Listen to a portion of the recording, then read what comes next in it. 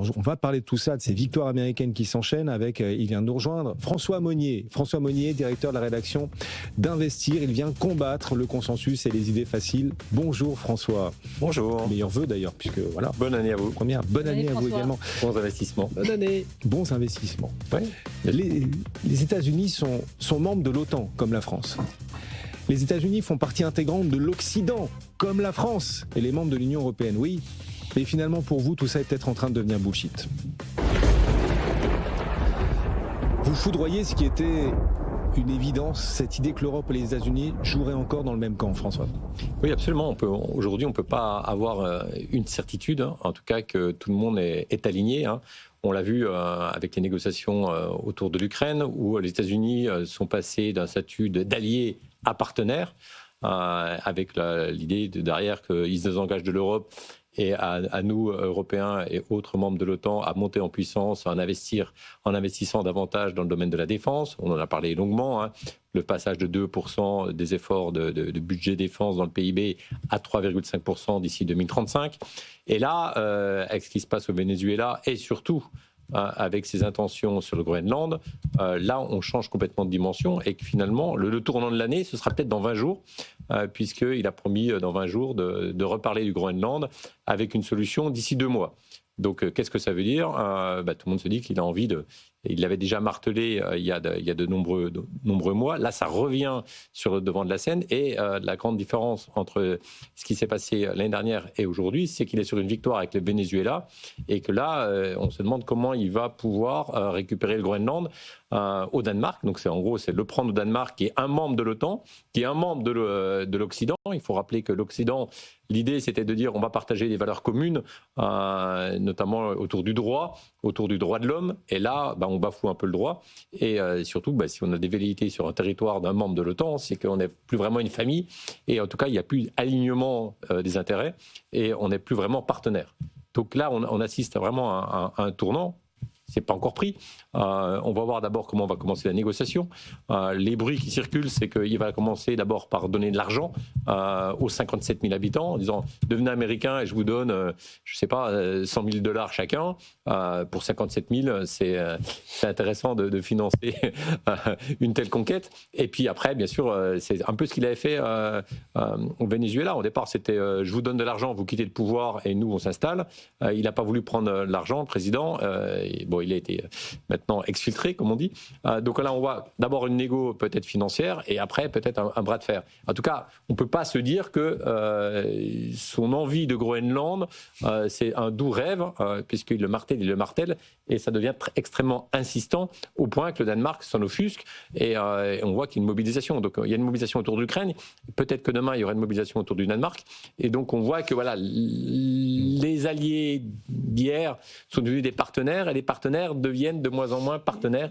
Et donc là, c'est un véritable tournant, et ce sera un tournant, bien sûr, financier. Le Groenland pour les États-Unis, non mais c'est une réalité géopolitique quand même. Le Groenland est important pour ses ressources et aussi parce que c'est le pôle des routes maritimes majeures et dans cette bataille entre superpuissances, on se met dans la peau des Américains. Ça compte.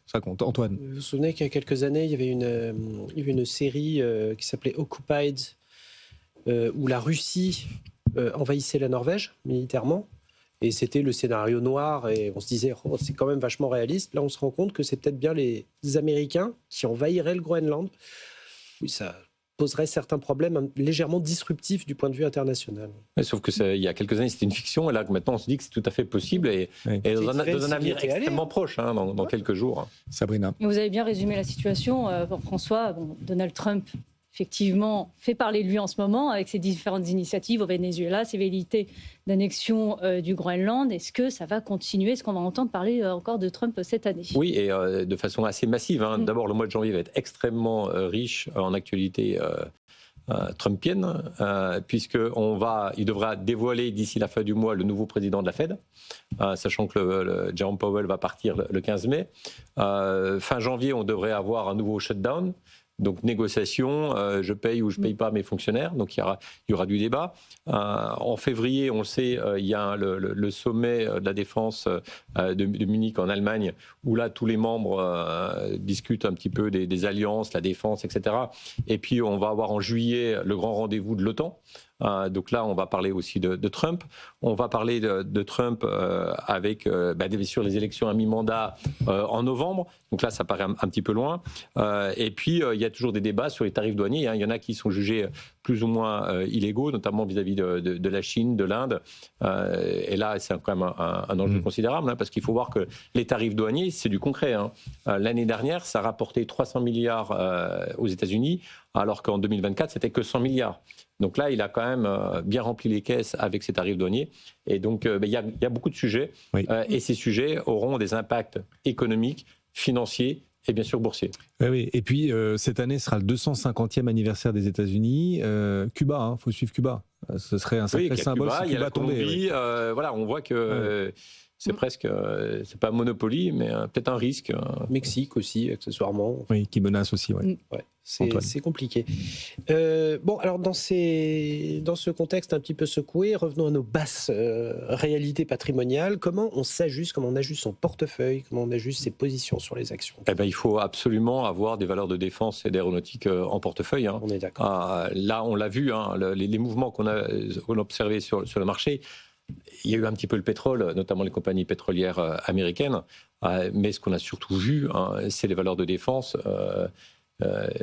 très très bien se comporter, en tout cas d'être extrêmement recherchées, alors que les investisseurs semblent avoir fait le plein l'année dernière, parce qu'on a des cours de bourse qui sont assez spectaculaires. On sait que Rheinmetall, depuis l'invasion en Ukraine, fait mieux que Nvidia. On parle beaucoup d'Nvidia qui est devenue la première capitalisation mondiale, mais les Allemands en matière de défense font beaucoup mieux en matière de bourse.